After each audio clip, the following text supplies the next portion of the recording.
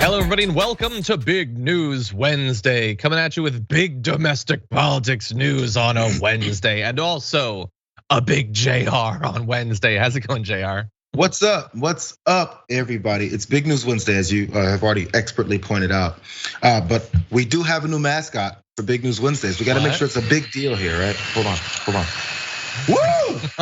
Woo! I have never seen anything like that before. Well, And something use like Mars it, usually locations? bigger. No, I know. I've never seen it in handheld form. I want to believe that you made that yourself. Okay, This is gonna be playing right wacky inflatable arm flailing tube man Wednesdays coming at you. Thank you for being here, JR. There's a lot that we're going to be talking about today. I hope that you are prepared. Maybe. I mean, I was doing a lot when I made this wacky inflatable arm tube man myself, but I think I had a couple minutes left to read up on the news. Okay, well, we'll see. We'll see. In just a little bit, we'll be starting off the news by talking about the process proceeding a little bit towards the reconciliation package that's going to make up, like the biggest political news story of the rest of the year, most likely. Honestly, I hope. I can't take any more shocks. Anyway, then we're gonna get into a little bit of what has become the Republican strategy leading into the midterms. We're gonna debate how likely it is to work and whether it even matters. We got a whole bunch of races for you coming up soon. Turns out they're everywhere. And then anti-vaxxers, they're getting duped, they're duping people. Everybody's a dupe, basically. We'll be breaking it down. And if there is time at the end of the show, as I alluded to on the pre-show, there is a new star rising on Cameo, JR, that we have to discuss. It's not JR's only candies, but it is. Maybe it'll make more money, honestly, more crowd-funded money. So we will see in a little bit. But everyone is here. Thank you for being here. Want to remind you that as always, you can hit the like button and share the stream so that people know that we're live. And then after we're no longer live, a show will still be live, and that show will be Indisputable with Dr. Rashad Ritchie. So you can go to youtube.com/indisputable_TYT, as well as twitch.tv/TYT to watch that. Benjamin Carollo will be the guest host with Dr. Rashad Ritchie. And by the way, tomorrow he'll be the guest host here on the Damage Report. So if you want to get your fill of Benjamin, you're gonna get a bunch over the next 48 hours. So enjoy that. And then, yeah. We got other stuff that we'll talk about as we get further into the show, but there's a lot to talk about here, JR, so why don't we jump into it? I say let's do it. Okay. The Senate has passed a procedural hurdle that lays out what will be over the next month or so, the process that could produce the reconciliation budget, the big infrastructure thing with a whole bunch of Joe Biden's priorities and a whole bunch of other stuff. We don't know exactly what the whole process will bring, but we do know a little bit of what they tried to do over the last 24 hours. So we've gotten past the procedural hurdle. The vote was 50-49, which is awesome. One lawmaker, Senator Mike Rounds, that's a real name, Republican of South Dakota, was absent.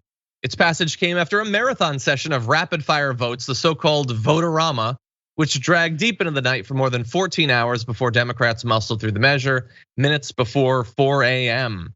So that means that there was a ton of attempted amendments. Some went through, some were shot down. We will be going through a few of the most important, but we are now into the process. We're gonna go over how the process works out, but there will be a budget. There might be reconciliation. We'll see. We'll see. I know some people are excited. Some are not. Let's give you examples of both. First, Senator Bernie Sanders says, I do understand that many of my Republican colleagues are in a bit of shock now. They are finding it hard to believe that the president and the Democratic caucus are prepared to go forward in addressing the long neglected needs of working families and not just the 1% and wealthy campaign contributors. That's not the way things usually happen around here. Usually it's the big money interests and the lobbyists who call the tunes, but not today. Today we move the country forward in a different direction. This legislation will not only provide enormous support to the kids of this country, to the parents of this country, to the elderly people of this country, but it will also, I hope, restore the belief that in America we can have a government that works for all, not just the few. So he is, JR, he is excited, or at least saying that he's excited. He says normally it's the wealthy and the campaign contributors that call the shots. I will remind everyone there's still like a month to go. There's plenty of time for those people to get involved.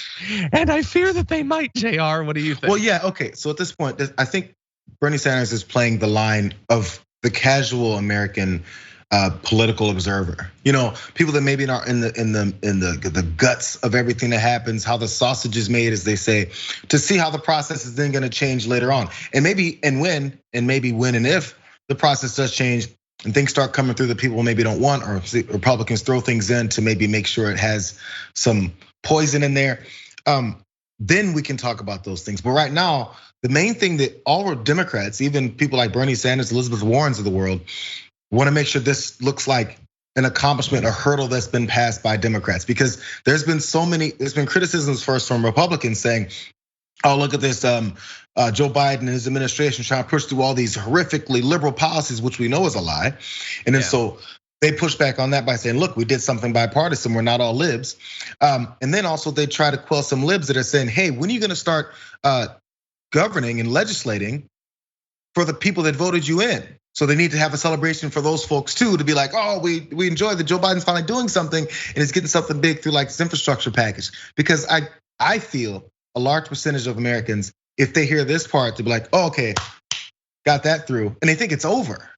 Well, yeah, there's a lot more happening, but they need to, they at least need to have some kind of a celebration now, which is why I'm not sure if this is part of this particular thing now, but many headlines are talking about how Governor Cuomo's resignation has rained on Joe Biden's parade for the infrastructure passage of one level, because they're worried about the political part of it. That's the indication that they're only worried about the political part about this and how it looks versus what's in it.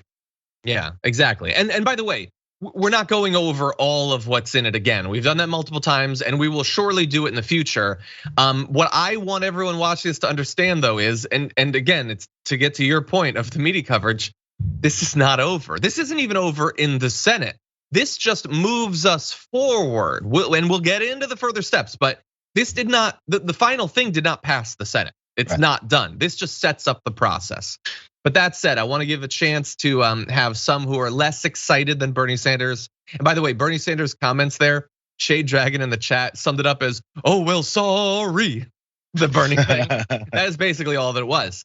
Now, you have Mitch McConnell, minority leader. I'll never get tired of saying that, saying, people want to pretend that this is just business as usual, just liberals doing liberal things using Senate procedure. Make no mistake, this reckless taxing and spending spree is like nothing we've seen. Well, that's honestly probably even true because the bar is set so low that doing literally anything to help out people is like nothing we've ever seen. But anyway, yeah, he's gonna freak out. He didn't freak out as much as Lindsey Graham, who said, you're spending money like drunken sailors. You're putting in motion, I think, the demise of America as we know it. You're putting in motion a government that nobody's grandchild can ever afford to pay. Okay, look, $3.5 trillion is not nothing, that's true. But you guys threw out $2 trillion in tax breaks like 6 months ago, basically. Like, I didn't forget about that. And you guys weren't talking about like bankrupting our grandchildren then. So hit the brakes a little bit there, Lindsey Graham, the drunken sailors. Sorry, these talking points have been going since like before I was ever paying attention to politics. So it's always the same narratives. Oh, these Democrats came into power and they're spending like, let's use the drunken sailors, and they use the credit card analogy, and then and the tax and spend party. We know those terms. It's the same thing over and over and over and over again.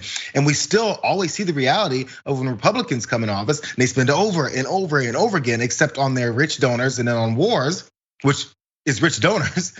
It's all it is the same thing over and over again. And they still have a hold of this narrative that Democrats are the tax and spend party and Republicans are fiscally responsible when they're absolutely not.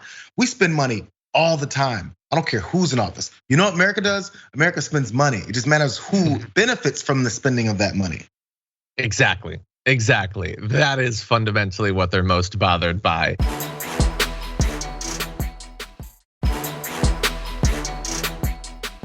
But okay, let's get into a little bit more of the process. So last night we had this vote-a-rama, tons of amendments flying back and forth, and a lot they didn't pass, and they were never going to pass. They were only there so that someday someone could put them in a campaign ad that so-and-so voted against this nonsense or whatever. But let's go into some of the important ones that were voted down, and then we can also talk about some that actually went through, because they are significant and some are the worst. So the hours-long stretch began with a vote that would prohibit funding or regulations to establish the Green New Deal, with Senator John Barrasso, a Republican of Wyoming, declaring that any such provision will reduce the quality of life for American people. Millions and millions of Americans will suffer. That's nice and Orwellian for you. I'm sure Madison Cawthorn will enjoy that one. But no, that's not how any of that works. And thankfully that was voted down, which is good. But Democrats did support some amendments. Among those was an amendment put forward by Senator Tommy Tuberville, again, real name, to penalize local governments that reduced funding for the police, reflecting a conservative push to attack Democrats over calls to defund or abolish police departments. So that went through. That actually went through. And so you had Cory Booker, who said, "I am so excited, and I just can't hide it. This is perhaps the highlight of this long and painful and torturous night." He proclaimed in response, urging his colleagues to not walk, but sashay down there to vote for the amendment.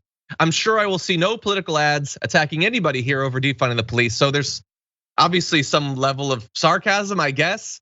But the joke is on you, because of course those ads will still run. There's not gonna be a single host on Fox who's like, "Oh man, I thought they wanted to defund the police, but I have that so wrong. Cory Booker, you're so reasonable. I want to give you some sort of award for this." But anyway, that did pass, Jayar. Well, at least I think obviously he's highlighting the ridiculousness of that non-binding amendment that Tuberville put in to say, anybody who decides to defund the police can get some punishments and all that stuff. So he's like, well, yeah, this is non-binding. This is pretty easy for us to all vote on.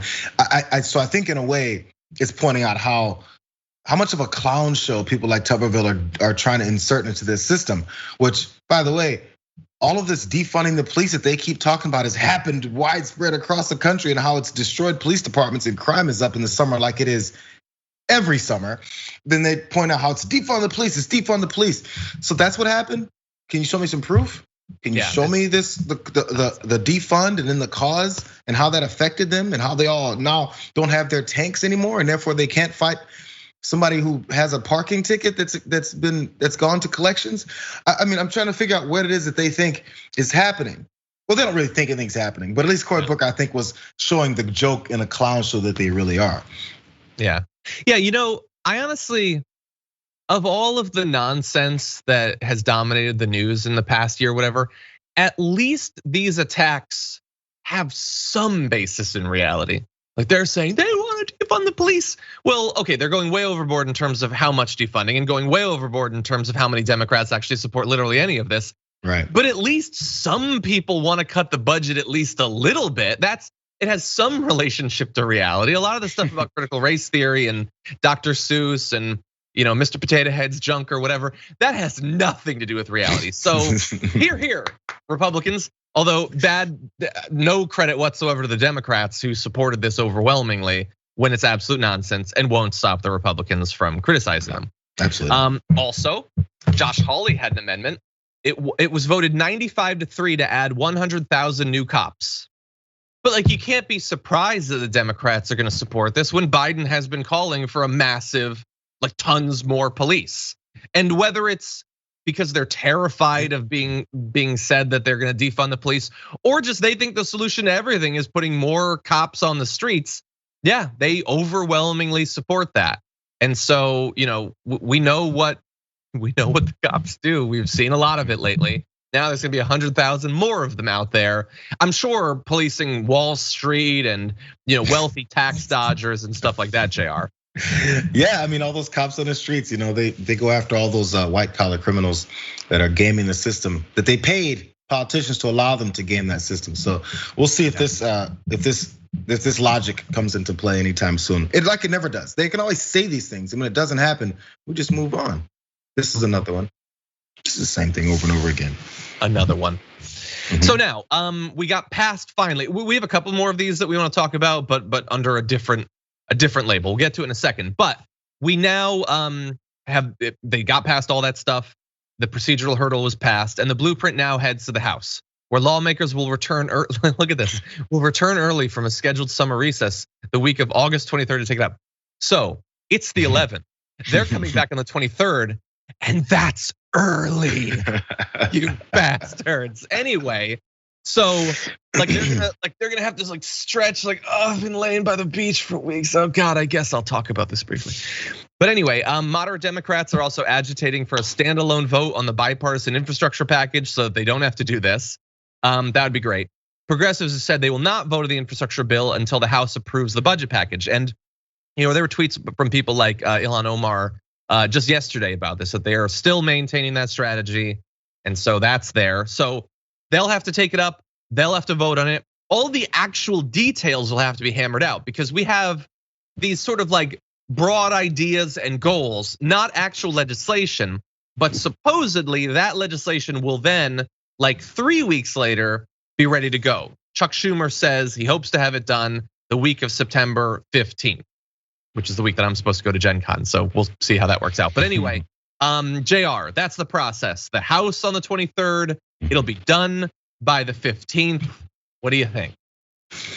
Well, I mean, I guess it depends on if the House is gonna go ahead and stand by, their promise to make sure that the other infrastructure bill that includes more human infrastructure, if they're gonna stand by that before they'll sign on to this. I mean, of course, that's been triggered by a lot of these progressives that want something more done, because this is how the bipartisan thing even got this first level, is because of them allowing this to be opened up to be shot holes into and then poison pills tossed in and anything else that they want. And we know that's gonna happen again. And I don't know why more people aren't saying it out loud. Even the folks from these congressional members who want something that will go also to this human infrastructure idea. Point out now what's gonna happen. It's the thing I don't really understand. I don't know if there's some kind of marching orders that are there to be like, hey, don't say anything bad about this yet, because we want to take this political victory lap first.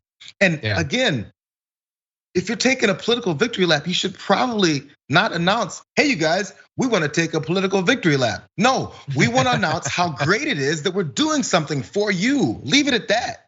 But the problem is they can't, because it's more important to take that lap than it is to say we're gonna make sure something gets done. And actually probably do hope people stop paying attention, so that when all the other things jump in, at the end they go, we finished our bipartisan bill. Joe Manchin is threatening things, Kristen Sinema is threatening things, and we appeased everyone. And once you appease them, you know something is off. Okay, well, let's talk about what might be off then. I think you bring up a very good point, and about the process, about how likely this is to actually work. So, by September 25th, no, by September 15th, we're supposed to have the actual what's gonna be in the reconciliation budget. All the Biden stuff, the infrastructure stuff, the climate change stuff that's supposed to be there, $3.5 trillion that's supposed to be there, but will it be? Okay, I wanna talk about a few of the reasons to believe that if anything passes, and I'm still not sure that anything will, that it might not look like how it looks now. So let's talk about a few of the things. So some of it is statements, some of it is amendments from the Votorama. So Democratic senators introduced amendments to the resolution as well. Senator Ron Wyden, chair of the Senate Finance Committee, offered an amendment expressing support for tax increases on the nation's richest 0.1%. That measure failed after Senators Kirsten Sinema, Jeanne Shaheen, and Maggie Hassan joined every Republican in voting no. So Sinema's not the only one that voted no, but even though it was going to fail anyway, Sinema wanted to make sure that she went down on the record as, we're not gonna raise taxes on the people who live in mountains of gold, the top 0.1%. And it's not even a specific tax. It's just, hey, let's look into it. This is a possible way to pay for this. And she was like, no. That's not good, Jayar, to start off with. Yeah, well, we already see that coming. And again, that should be questioned immediately. So what's the problem here? Ask them. But I mean, we know it's not as simple. I always like to say, some media personality, or at least a reporter should ask them. It's not like they make themselves available. They vote and they run away, go back to the beach, like you were saying. It's not that easy. Yeah. Well, there were some smaller little issues too, though. 3 Democrats, Senators Mark Kelly of Arizona, Joe Manchin, and Ms. Sinema, supported a provision calling for electric vehicle tax credits to be means tested. So again, let's see how we can jam up the process by making it like adding a whole bunch of bureaucracy and all this. But anyway, John, I'm sorry. What does means testing electric vehicle usage mean? What would you do to means test that? No, like individually, abstractly, knowing nothing about them, it's not necessarily a bad idea. The idea is we want to incentivize people to get electric vehicles. So when they get it, we give them a tax credit. But let's not give the tax credit to someone that's super wealthy because they don't need it as much, which is true. I get it, but it's this thing they do where they just weaken everything and make it slower and more like swamped with bureaucracy. And they do this constantly to everything. It's a way to pretend that they're not on the side of the wealthy, while also blocking overall tax increases to these people. It's more frustrating than anything else. Yeah.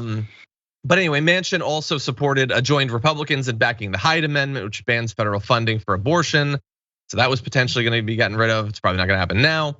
Manchin also voted with the Republicans to adopt an amendment from Senator Tom Cotton to try to block the teaching of so-called critical race theory in public schools, including in kindergartens. It literally said that you can't teach it in kindergartens. I don't think they were. That passed, by the way. So I don't know if it'll end up in the final thing. We don't know for sure. But yeah. But you know what they do teach in kindergarten? What? They teach the Columbus sailed the ocean blue and showed up in the new world and discovered it, and then decided to start settling there. And that was Columbus's great achievements. And also that Pilgrims showed up and had this great party with all the Native American folks here. And they exchanged dinner and kissed and hugged, and nobody got sick and died. Also, no one was massacred and slaughtered. None of that happened. That is what they teach in kindergarten. Yeah. In fact, they teach them to draw headdresses on their head and put paper cardboard feathers across their heads, and then masks over. And then some people are the Pilgrims with the buckle hats, and other people are the Native Americans with the feathers on their head. That's what they teach. Yeah. But that has nothing to do with critical race theory. That has nothing to do with race. That has nothing to do with two different peoples that are coming together with a huge omission of what really happened. Yeah. That's actually, it's teaching by omission and teaching this sugar-coated, nonsensical approach to what really happened in our history. So I mean, I guess there's a reason why they don't want to teach kindergartners critical race theory, because it's just way too complicated and divisive. Not like that other stuff. I mean, we've been doing fine with uncritical race theory. I guess they just want to continue that. Yeah, and you're totally right. I mean, look, I understand that some things are a little harsh. You might wait until people are older, but you could not teach about Christopher Columbus, I suppose. And if you're going to, you can maybe point out like, hey, Christopher Columbus, like, well, yeah, he made it here. He thought he was going somewhere else, but like people were like super ignorant back then. They didn't know anything about the world, and few do now. But he eventually got here. And then eventually he used kids of your age as sort of like sexual like tools. Like he'd give them to people who pleased him and like took them away from people who didn't. Like there was this weird thing where they like did massive human trafficking of kids, and then they'd kill people who didn't give them the gold they want. It was rough, kind of. Okay, they're not gonna do that in kindergarten, but eventually you should learn it because every bit of that is true.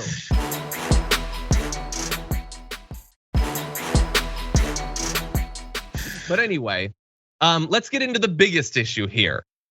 Will the actual now passed $3.5 trillion reconciliation thing actually pass? Well, there is reason to believe that it might not, because at least one Senate Democrat, Kirsten Sinema, has already said that she will not support a final $3.5 trillion price tag, despite voting to advance a budget resolution of that scope. So she said, we can go forward with it, but I'm not gonna support it. Not gonna support it. Now, how much will she support? I don't know. Will it be 3.4 trillion? Will it be 1 trillion? Will it be literally nothing? Stay tuned. But here's the thing, that's sort of a vague thing. We have more information from Joe Manchin, who this morning released this. I have serious concerns about the grave consequences facing West Virginians and every American family if Congress decides to spend another 3.5 trillion. Blah, blah, blah. That's not literally what it said, but I was getting sick of it. These are not indications of an economy that requires trillions in additional spending. Every elected leader has chosen to make difficult decisions. Adding trillions of dollars more to our nearly 29 trillion of national debt without any consideration of the negative effects on our children and grandchildren is one of the decisions that has become far too easy in Washington. I urge my colleagues to seriously consider this reality as this budget process unfolds in the coming weeks and months. So yes, he's very, very worried about the effect on our children and grandchildren. I mean, he does literally everything to stop us from dealing with the climate change, which is going to wreck the lives of his children and grandchildren. But in this case, he pretends to care about it. So Jayar, are they just going to strip out a bunch of stuff? Are they going to weaken the tax increases designed to pay for it? Or are we actually looking at they're going to ruin it so much that the House progressives will not support it, which means we won't get the bipartisan one either? Like, there's a lot of pressure being thrown around. I asked this morning on Twitter, Ryan Grimm said, he was talking about this process. I asked him, do they actually care if both get voted down? He believes that they do, that Sinema and Manchin do not want to lose this bipartisan bill. I personally think that Kristen Sinema doesn't care about literally anything, but what do you think? Well, yeah, Joe Manchin, it's a split between those two. Joe Manchin cares about making sure that if something happens, he actually doesn't care how watered down or degraded it gets, as long as there's something in that says Joe Manchin made this bipartisan deal happen. Again, this has been his objective from the beginning. That's why he throws in his stupid statement. These consequences, grave consequences facing West Virginians. What do West Virginians specifically have to do with this that no one else does? Why do we point out West Virginians specifically outside the fact that you're from there and you have to make sure that you inject your name into every discussion about I'm from West Virginia. I'm West Virginia. You know, West Virginians need some representation that helps them, that actually helps them and not tells them what they want when it actually doesn't help them. That's what all these politicians like to do. Anyway, so he may want to make sure something's in that has his name on it. Maybe Sinema's just like, as long as I'm seen as this maverick that's pushing back against my party, enough Republicans will like me, and I can continue to get elected here in Arizona because she's trying to read the winds of the political winds to make sure that it fits her narrative. There's one part about that statement. Every time a politician puts out a statement, it's very specific and they know every word for what it's supposed to be there for, is a meaning behind it. When it's a statement, when they're saying something, maybe they could mess up. But he points out that every elected official leader is chosen to make difficult decisions. Does that mean the difficult decision is to say, yeah, we need this 3.5 trillion, or that no, we don't need it? Because if you're saying no, which it sounds like is what he's saying, because he wants to lower it, it's a difficult decision because it's good that we get the 3.5 and we should lower it. I'm just not sure what's the difficult decision. Like, why is it? It's difficult if you're going against the American people because it's not helping them anymore. Are you saying you're one of those guys? Or is it difficult if you say, yeah, let's get to 3.5 trillion, but usually difficult decisions are good ones. I mean, I would think when you're pointing out that it's a difficult decision for a politician to make, it means it's gonna help people, but it's a little bit tough because people are gonna judge me for it. I don't know, Ryan Grimm said it's a weird question, I get it. Manchin just wants a news cycle for everything that happens of him standing strong, but then eventually going along with it. And if that is actually what happens, then good. There's a lot of worse outcomes for this process. If he just wants to waste some of our time and cut it a little bit, then I will be perfectly happy with that, I guess.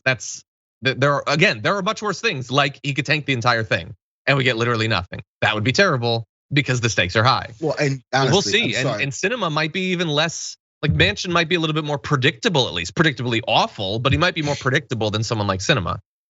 Yeah, it's one of the things. If it gets watered down, destroyed to the point where even Democrats and progressives will be like, this is crazy. Then if it gets shot down to them, that's a perfect thing for Republicans. They're like, we wasted all this time. We can blame it on Democrats for shooting down a bipartisan bill that we said we're on board for. And then maybe we can win and we can campaign off of that. Like that is the perfect scenario for them. It might be. I hope I'm wrong. I hope we'll pass one and it's like, hey, it's 3.7 trillion. John, you were an idiot. Good, I hope so. I kind of doubt it, but I hope so. Anyway, we do have a little bit more on this. Some of the early reaction to it from the right to give you an idea of how they're gonna campaign against this. We'll have that after this break.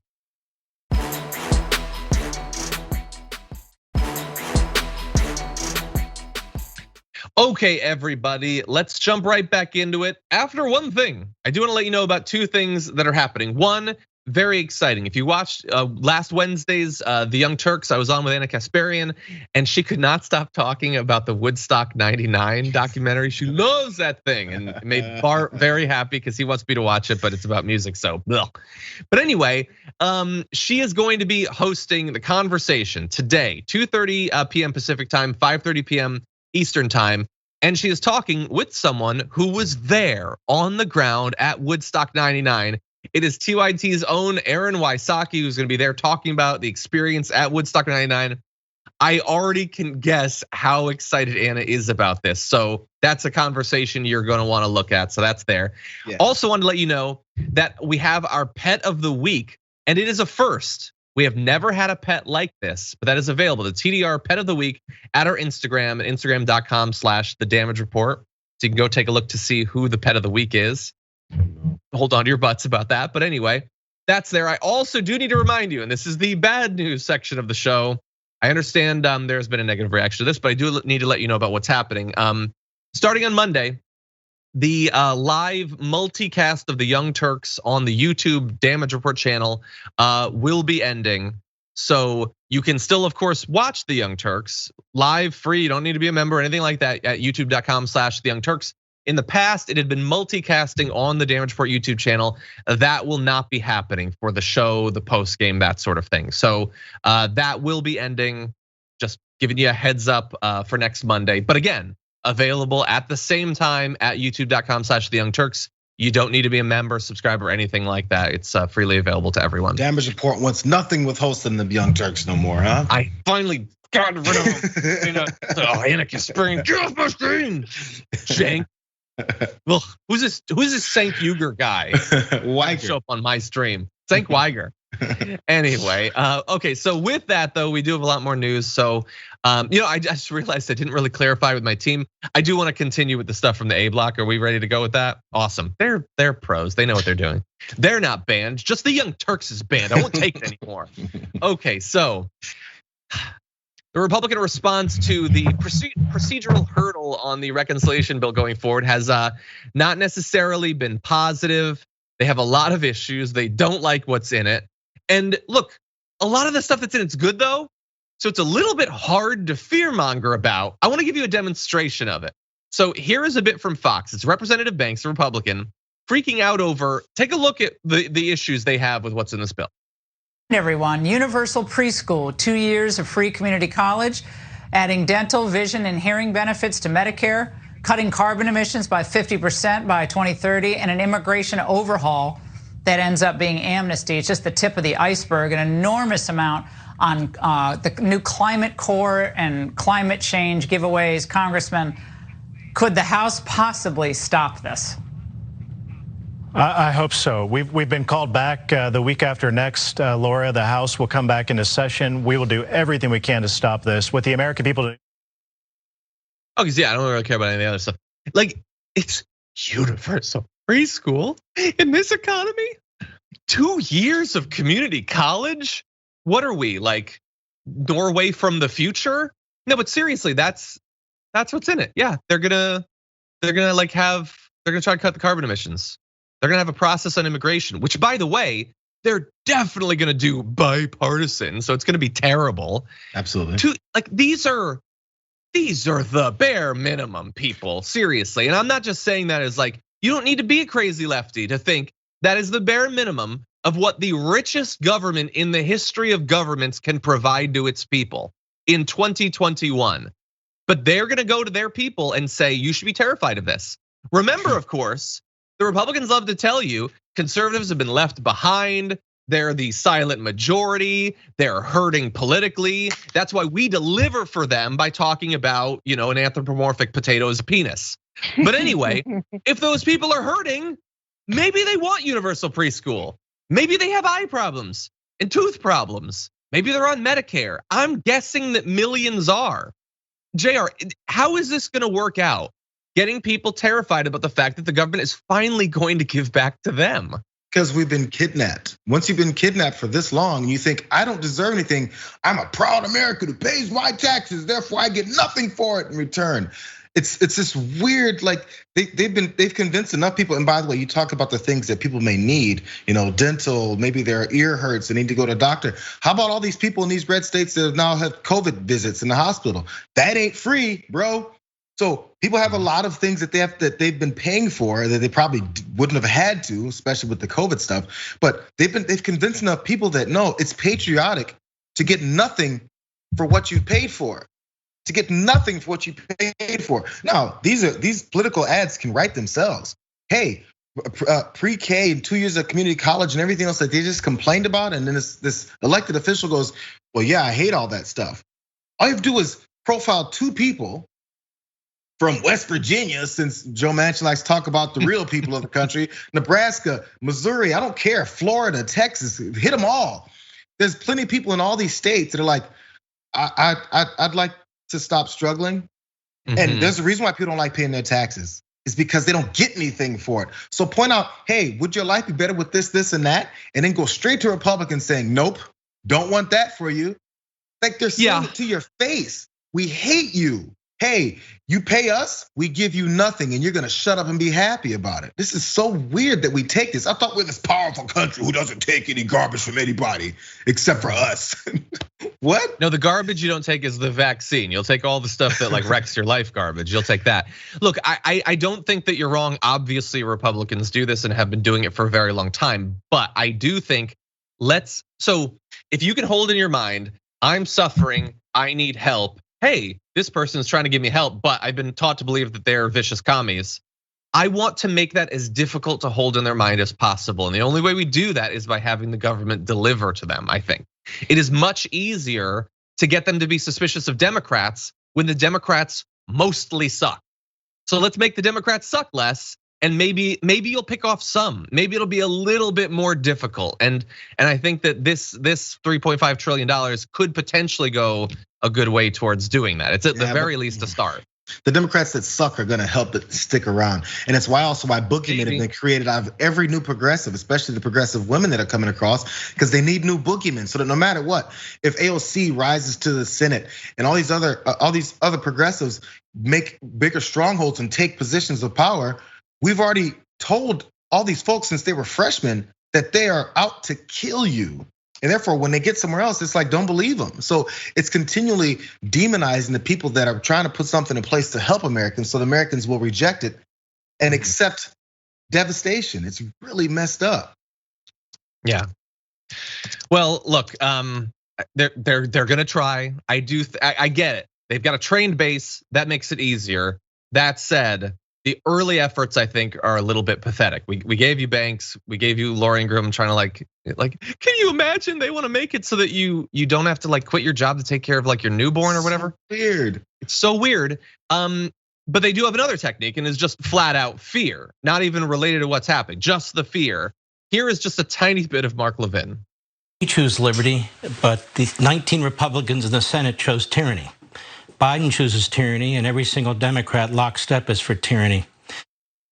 Okay, so that is not about the reconciliation one. That's about the bipartisan one, which makes it even crazier.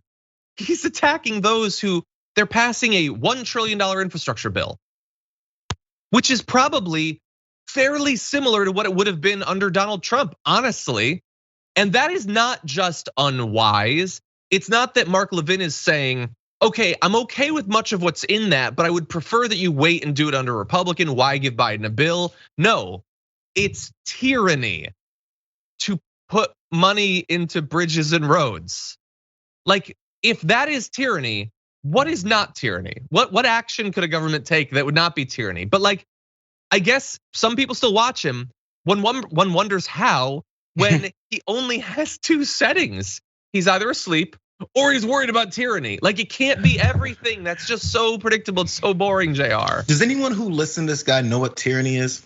I know I've done this so many times on the show, and I know it's annoying, and it's one of these old. I feel like there was this old approach to writing speeches where people would start with a definition. It'd be like, yeah, success. Webster's dictionary defines it as, I hate those speeches. There's like from the 80s and 90s. But anyway, tyranny, I'm looking it up right now. Let's get the exact definition. Cruel and oppressive government or rule.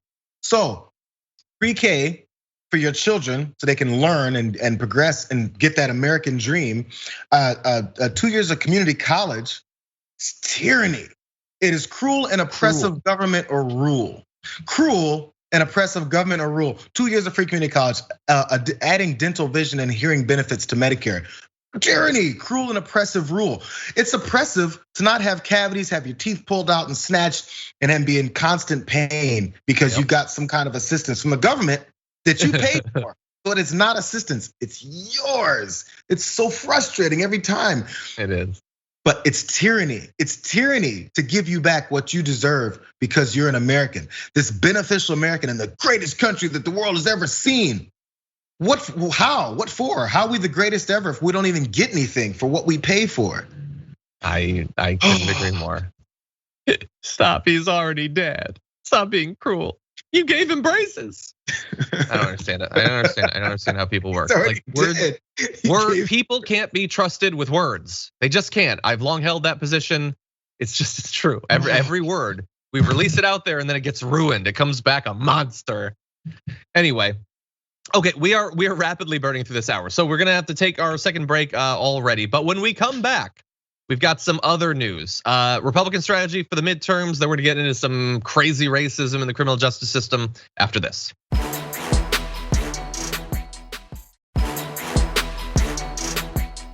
Okay, we are rapidly running out of hours, so let's jump right into it. What will the Republicans be campaigning on between now and the midterm elections, which are, you gotta bear in mind, they're like 14 months away. Like it is gonna be here before you know it. Well, they have appeared to crystallize behind a strategy, and a lot of it has to do with the pandemic. Not about doing something about the pandemic, but attacking those who are doing something about it. So Fire Fauci, a reference to infectious disease expert Dr. Anthony Fauci, has become a new rallying cry on the right. Some campaigns even sell anti-Fauci merchandise. We've profiled Ron DeSantis doing that. How's that working with the current state of COVID in Florida? Senator Rand Paul, a Kentucky Republican and doctor, recently went on a tirade against the CDC and brazenly called on the public to defy health protocols. So he literally said, they can't arrest us all, okay? GOP strategist Doug High says there's practically no one in America who isn't tired and frustrated with wearing masks. For Republicans, they very clearly see something that they can tap into right here, and they are trying to do that. Several red states have imposed bans on mask mandates. Ron DeSantis, Greg Abbott did that. In Washington, Republicans from both ends of the Capitol have introduced a stack of bills to prohibit federal vaccine passports, repeal mask mandates, and eliminate Fauci's salary, I guess as a prelude to locking him up. They're attacking the CDC. So House Minority Leader Kevin McCarthy said the CDC has become a political arm of the administration. It wants to control every element of our life. I guess he didn't have a problem when it was a political arm of the Trump administration, when it was doing the exact same thing under a Republican president, I guess, Jayar. But anyway, Biden is bad, Fauci is bad, the mandates are bad, and the CDC is bad. That is the one thing that they all seem to be able to agree on. How do you think that will work as a strategy? Is that strategist right? People are frustrated with it, they're sick of it. Is this what they can use to ride to taking back over Congress and the Senate? Yes. Yeah? It shouldn't, but yes, that's where we've fallen at this point. I mean, after we had the last few cycles with Donald Trump and midterms and things like that, the things they tried to pull, also in 20, as far as down ticket things, and the number of people who believe it to this day, I think a third of Republicans still think Donald Trump is coming back in 2 days. So there's no reason to believe that people aren't gonna buy this. There's enough people in the country that are mad about mask mandates, especially with kids going to school now. And then as more kids get sick as they are, that's gonna still go back to, hey, that's Fauci's fault for being back and forth on these mask mandates when he hasn't been. That's been states' issues that they've been trying to put in place and to punish school districts. So no, they'll continue to destroy things like that. And then they can go and talk about how the top is doing it when they have a level of control over people's lives that they just don't want to point out. And as they do it, they'll destroy things, hurt more people, and then blame the people in power. That's how it works. This is the same strategy as anything else. It's just a matter of what the political atmosphere happens to be, or I'm sorry, what the political topics happen to be during this cycle. It's the same thing. So what are you going to do is the next question. Every debate that a Democrat has with a Republican during these midterms should be like, so what are you gonna do? They don't have that freedom. I will stop them from ramming things down your throat. I will do other vague things that don't mean anything. That's what they'll do. Look, I don't even think that this is a good strategy necessarily, but I do have to keep it real. I don't think they need to have a good strategy right now. I don't think the way that the USA is, the way everything is gerrymandered, and it'll be even worse. The fact that the Democrats are probably gonna biff the whole thing for the next year, like it was already gonna be hard for them. Like the pattern in midterms is very difficult for those who have the White House, and they are wasting the time for the most part. And so I think they can follow the Republicans, follow whatever bad strategy they want. And they have like at least a 60% chance of taking over the whole thing. 100%. So we'll see about this as a strategy. We've got polls here. We don't have time to jump into it, but it's at worst, like most of these things poll, like narrow majorities are generally in favor of all the things they're gonna be running against for the most part. But in the end, it might not end up mattering. Okay, now that said, we have a few minutes left. I really wanna see what your opinion is about this. Let's jump into this next story.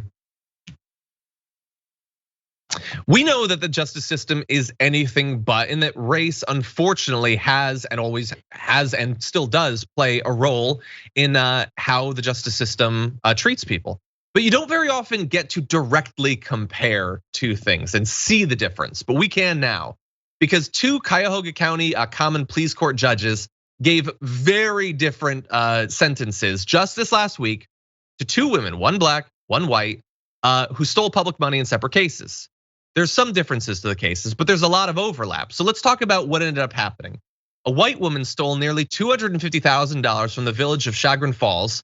Judge Holly Gallagher sentenced her on Monday to 2 years of probation. A black woman who stole $40,000 from Maple Heights City Schools went before Judge Rick Bell, who sentenced her Tuesday to 18 months in prison. So very different amounts of money. One stole, I don't know, a little bit more than 5 times as much and is on probation, which isn't nothing, but it ain't prison. And another woman who stole far less, and she's gonna be in prison for 18 months. Maybe she'll get out a little bit earlier, but that is very different than probation there. So Jayar, what do you think about this? Well, it's pretty obvious. The black woman must have stolen the $40,000 at gunpoint, because it escalates the nature of the crime. She threatened someone, I think she put him in a chokehold or something like that. There was aggression for sure. Although the monetary amounts were different, or maybe this the little village of Chagrin Falls, maybe that maybe some reason maybe they're more vulnerable. Maybe it's a community that needs more help. I don't know. It's something definitely has nothing to do with the fact that this is a black woman. Definitely not. No, nothing at all. It's pretty obvious. But look, there's more details about the cases, and I encourage you, if you're interested in this and in our justice system, to look it up and get there. We unfortunately don't have the time to go into it right now. But going forward, maybe something can be done about the sentences that have been given out. But in the future, there is an idea. So Cleveland leaders have called on the county's judges and judges around the state to join an Ohio Supreme Court pilot project that would create a public database to make transparent how judges sentence defendants and provide guardrails on judicial discretion that often results in unequal justice. Only 10 currently of the 34 has said that they plan to sign on to it. 6 of those judges are in their first term on the bench. But look, this would not necessarily stop this same outcome from happening, but it would at least provide a data set that could be used to maybe inform public discourse about this, and maybe some sort of legislation. In some cases, it might have to be state constitution amendments that would provide a little bit less leeway to judges to do what we're seeing acting out in the present day. When it comes to something, maybe a good outcome.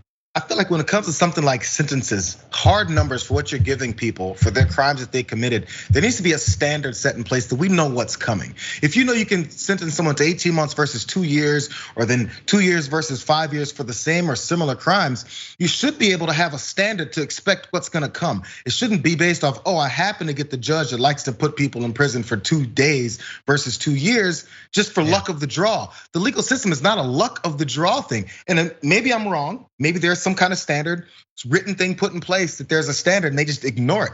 Either way it goes, something's wrong here because there's no standard here. 100%. It's just it's luck, and a lot of times it's racism.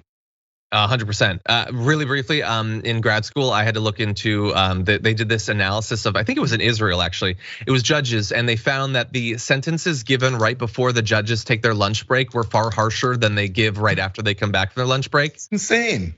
It's insane, but we give them the leeway, and this is how it gets manipulated. Well, unfortunately, that is all the time we have for our first hour. So if you've been watching on one of our linear platforms, thank you very much. But if you're on Twitch or if you're on YouTube, there's still a lot more news to get into. So we're gonna take a quick break, but we'll be right back after this.